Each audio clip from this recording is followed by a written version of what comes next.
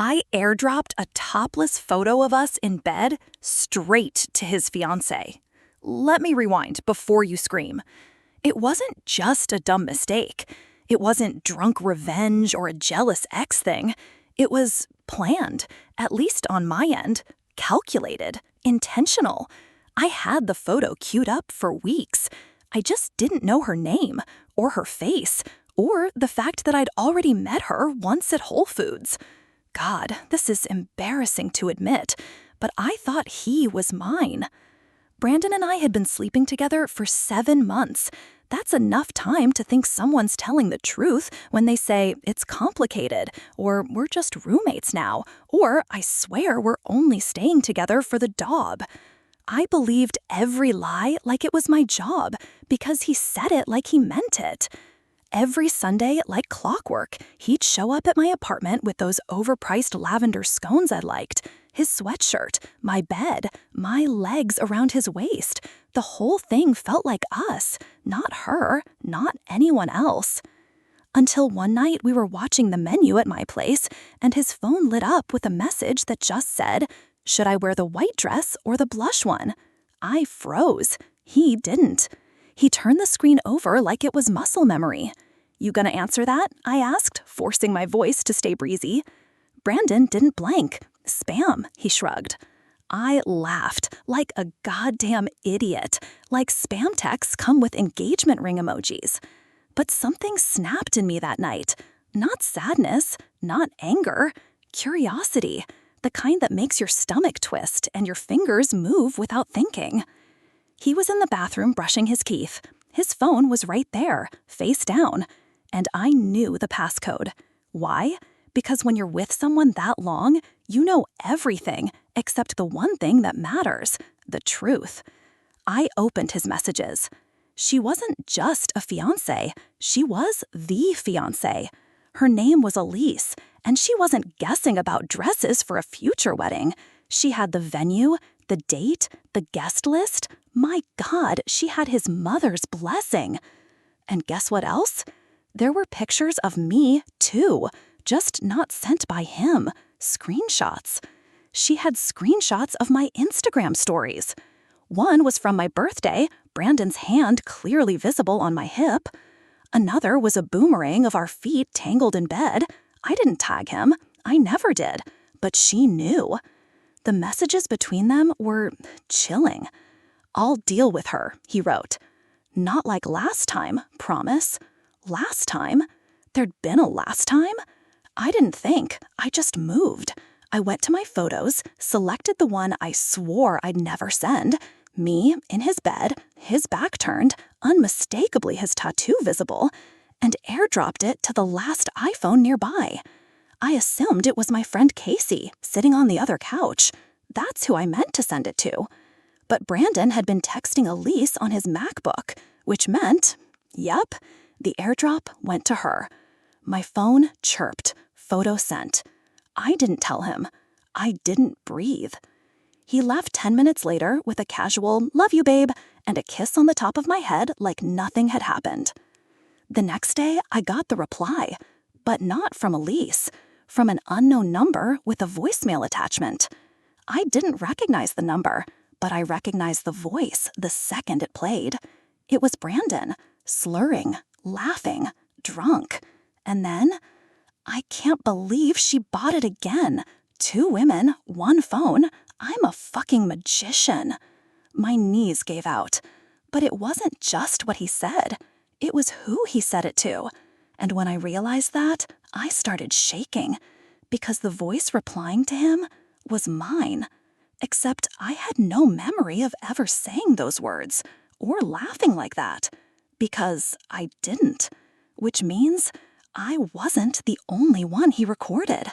I wasn't the only other woman. And I wasn't even the first me. I hit replay on the voicemail 3 times before it clicked. That wasn't me. It sounded like me, but the cadence was off. The laugh was wrong. The kind of wrong that makes your skin crawl. And then it hit me. Brandon had reused an old voicemail from someone else. Someone who sounded just like me.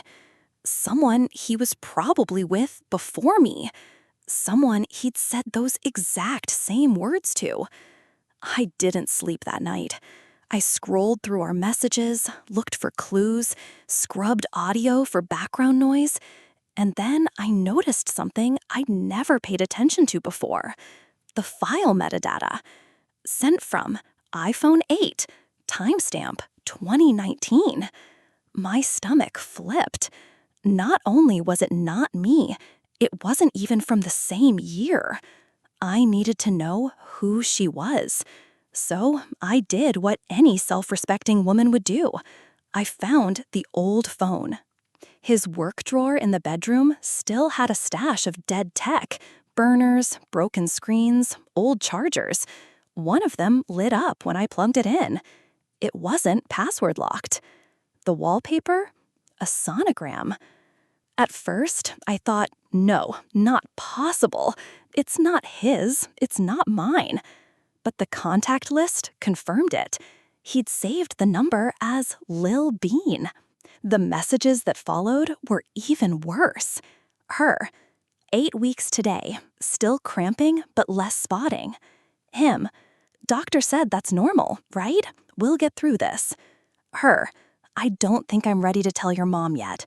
Him, don't. I already told Elise it was your friends. Elise. She was already in the picture back then. He wasn't juggling 2 women. He was juggling 3 pregnancies. Or pretending to. I backed away from the drawer like it was radioactive, because suddenly, everything snapped into place. The random OBGYN appointment I found in his calendar. The emotional support therapy sessions he said he was doing for childhood trauma. The night he cried watching a Pampers commercial.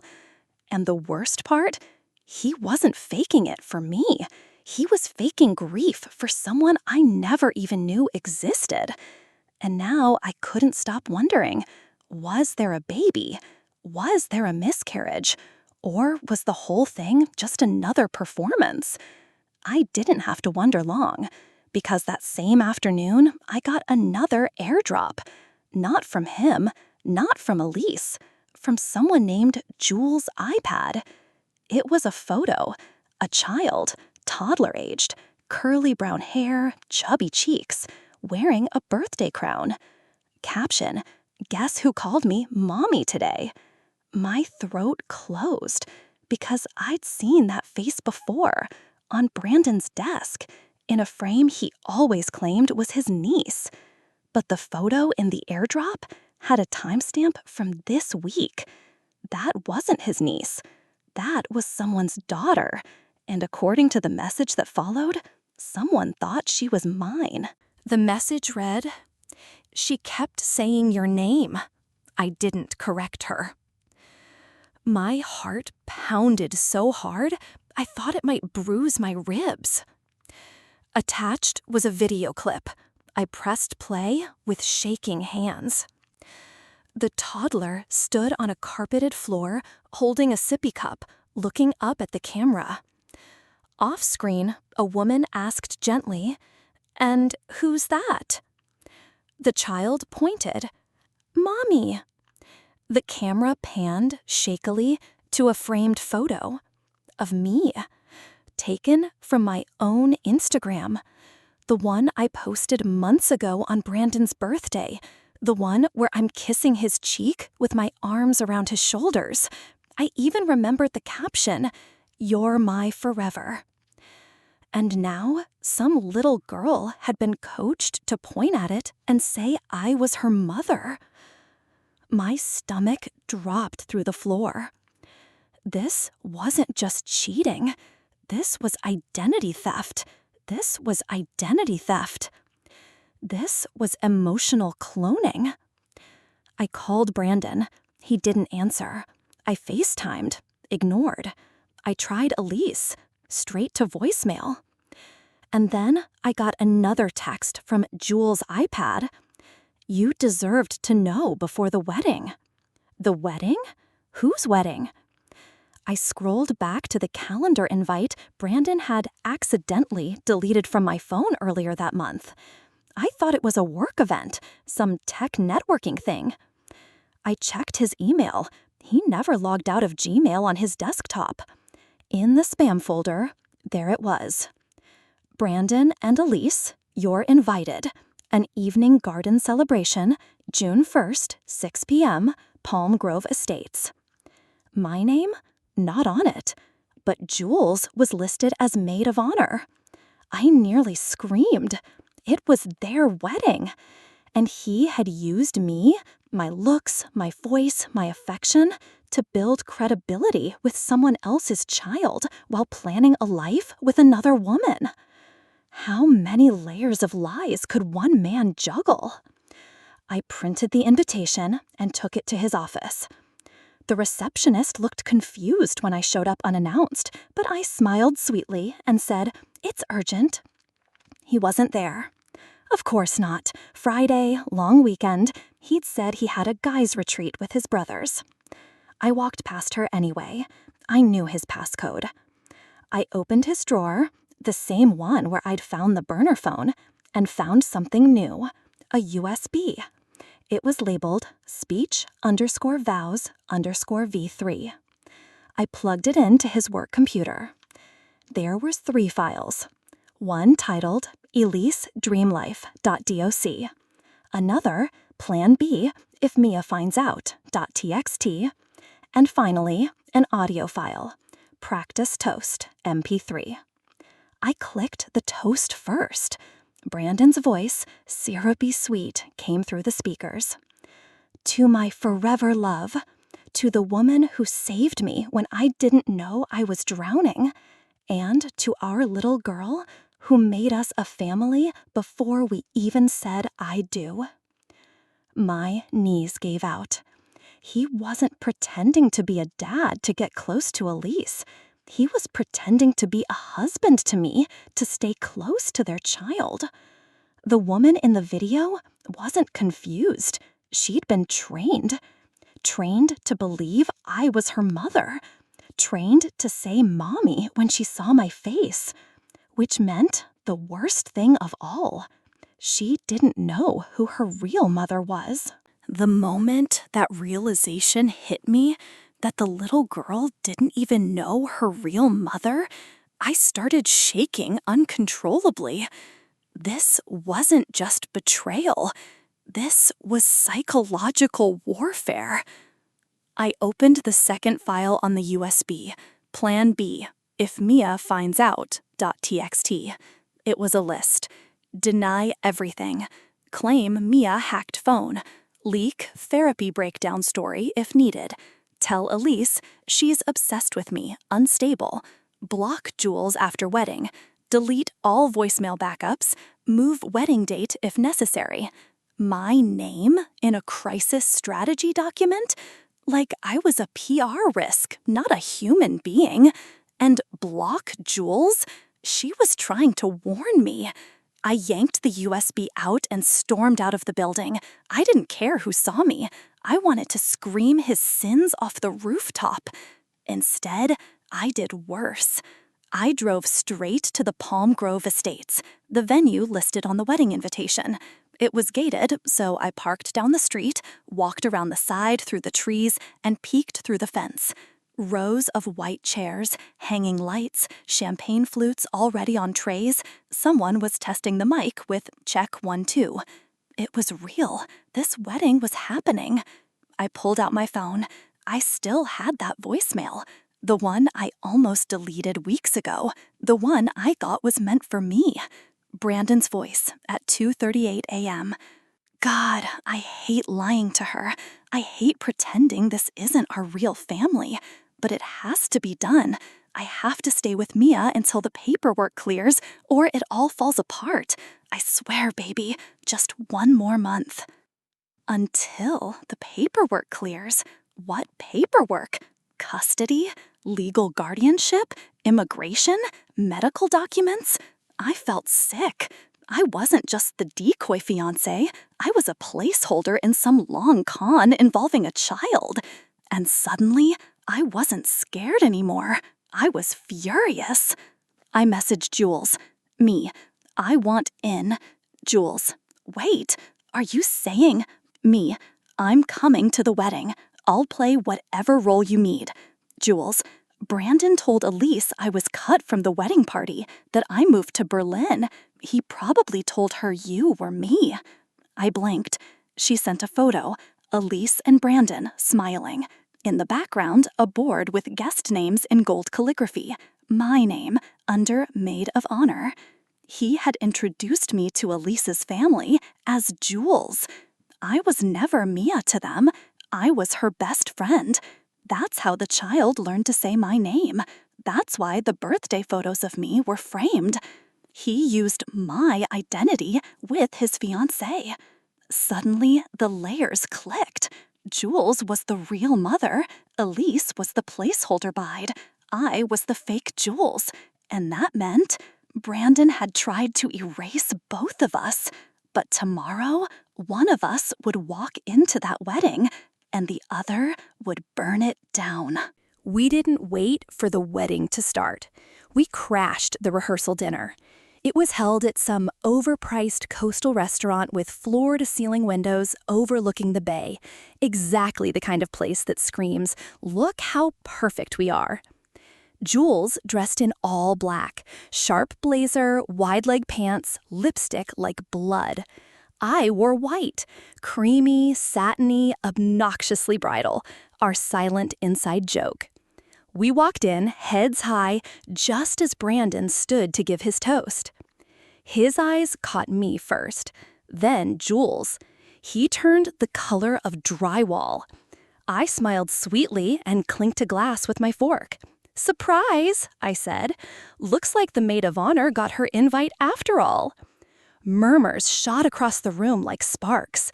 Elise looked from me to Brandon, confused. One of her bridesmaids gasped. But Brandon smiled. "Wow," he said, raising his glass. "Mia, you always had a flair for the dramatic." He turned to Elise, put an arm around her. "I told you she might try something. It's her trauma talking. We dated years ago. She never let go." My stomach turned. He was flipping it, making me the stalker, the unstable one. "Brandon," I said carefully, "tell them my last name." He blanked. "What?" "You introduced me to Elisa's family as Jules, remember? Jules Morales? That's what's written on the seating chart, right?" A beat. Then Elise whispered, "Wait, she's not Jules?" I stepped aside, and Jules moved into the light. "Hi," she said. "I'm Jules, the real one. Brandon and I share a daughter. He just didn't want you to know." Silence. A drop of silverware. Someone in the back muttered, "Holy shit." Brandon's mouth opened. No words came out. So I gave him one final push. I tapped my phone and played the old voicemail. God, I hate lying to her. I hate pretending this isn't our real family, but it has to be done. The sound carried across the restaurant like a slap. Elise recoiled as if burned. Her father stood. "You brought your mistress and a fake fiancé to my daughter's wedding?" "No," Jules said, voice calm. "He brought two mothers of his child. One he tried to erase and one he tried to replace." Elise stared at Brandon. "Is this true?" His silence was deafening. The manager asked us to leave. Elise followed. Outside, in the parking lot, under a broken street lamp, she turned to us and said, "He told me you died." Jules froze. "He said the birth was complicated, that the mother didn't make it, that he was all the child had left." Then she turned to me. "And you? What were you supposed to be?" I looked her dead in the eye. Collateral damage. Elise blinked and slapped Brandon so hard the sound echoed. "Cancel the wedding," she said. "Cancel your existence." But that wasn't even the final twist, because Jules turned to me, reached into her bag, and handed me a sealed envelope. "I think you deserve to open this." It was the paternity test. I didn't want to open it. Not because I was afraid of the result, but because I already knew. Somewhere between the burner phone photos, the voicemail, and the wedding toast, I'd finally stopped lying to myself about who Brandon really was, about what this had all been, a game, and we were his pawns. Still, I tore the envelope open. Inside, one page, white, sterile, cold. Probability of paternity, 0.00%. My hands didn't shake. Jules did. She reached for the paper like it was proof she'd been living someone else's life. "That's not possible," she whispered. He was there the whole time. I didn't even sleep with anyone else." Elise said nothing. Her silence was different now. Not shock, not betrayal. Something worse. Recognition. "You knew," I said, "didn't you?" She swallowed. "Not knew, but suspected. He used to sneak off when we first got engaged, wouldn't let me meet his family, would hide his phone. I asked questions. He called me paranoid." Jules stepped back, suddenly looking sick. "You think he swapped the results?" "I think he always had 2 stories ready," I said. "One for whoever stayed, and one for whoever left." And just then, my phone buzzed. Blocked number, 1 new voicemail. It was Brandon. I played it aloud on speaker. "Mia, I don't know what you think you've won. That baby, Jules, was never mine. But you were always mine. You still are. You'll come back. They always do. Just wait." My vision blurred, not from tears, from rage. Elise didn't flinch. "He sent me the same message, word for word, a month ago." Jules blinked. "Wait, you're saying he reuses the voicemails?" I said flatly. "He recycles affection." Then Jules opened her phone, scrolled, tapped, froze. "Guys," she whispered, "there's more." We huddled around. It was a group thread, 3 women. One of them, Jules. Another, a woman named Sierra, who posted baby bump photos with captions like, "Can't wait for our little miracle. He says she'll have his eyes." The third, someone named Camila. A selfie showed her in a hospital gown, tagged at the exact same fertility clinic where Jules had delivered. And under it, a comment from Brandon. "Can't wait to meet our future." Jules dropped the phone. "He cloned family," she whispered. He literally. Elise knelt to pick it up, but paused. "No, let him spiral. Let him wonder what's next." I didn't say anything. I just walked back to my car, into the fog, into the wreckage of something I'd never really owned. And for a moment, I felt free. Until I opened my glove compartment and saw the final thing he left behind. A small blue velvet box, still sealed. I opened it. Inside, a silver locket with 3 initials engraved. None of them mine. I stared at the locket like it had bitten me. 3 initials. C.J.S. Camila, Jules, Sierra. Not mine, not Elise's, not anyone who'd woken up from Brandon's dream. Just the one still asleep in it. I turned it over. On the back, a date, one I didn't recognize until I checked my calendar. It was tomorrow. And below that, the words, "For my forever girls." My hands went cold. This wasn't a trophy. It was a trigger. He planned something. Still, I called Elise. No answer. Jules, straight to voicemail. And then my phone buzzed again. AirDrop request. Brandon's future. Move. No sender. I tapped accept. The video opened on a white tablecloth, a champagne glass, a candlelit dinner. Brandon, smiling, seated across from a woman with a blurry face, his voice low, almost rehearsed. You three are the only ones who've ever understood me. You're not like the rest. You never will be. Then the frame panned.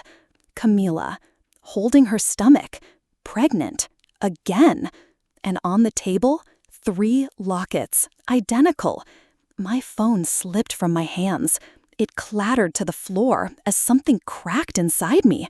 Not just the betrayal, the sheer, deliberate repetition. He wasn't just cheating. He was running a script. One woman after the next. Same lies, same gifts, same timelines, same locket, same dream. And we all fell for it because we all thought we were the only ones. Jules texted, Elise says she found Camila. She's coming to the city, wants to meet. I wrote back, tell her to bring the locket. The next day, the 4 of us met in a cafe that smelled like burnt sugar and overdue goodbyes. Camila walked in last, holding a baby. She looked like all of us, tired, stunned, betrayed, awake. She sat down, pulled the locket from her coat, and placed it in the middle of the table. Beside it, Jules did the same. Then Elise. Then me. 4 lockets. 4 initials. Only one man behind them. And one of the babies, Camila's, grabbed mine, looked me dead in the eyes, and said, Mommy? Silence. Then Camila whispered, He said she gets confused, that you were my sister. I choked. He didn't just recycle women. He blurred our identities, gaslit children. Jules stood. I don't care what happens to him, but I'm burning that voicemail in every inbox. Camila, I already filed a fraud report at the clinic. Elise, I sent his fiancé a calendar invite for a new wedding, one he won't forget. I stared at the baby, then down at the lockets, then back at the dream that had become a blueprint for abuse. He always said we were his muses, I muttered. Turns out, we were just mirrors. We all nodded and walked away, one by one. No final word, no plan, no revenge fantasy. Just 4 women stepping out of the fog. Because sometimes the best ending is no longer playing the lead in someone else's lie.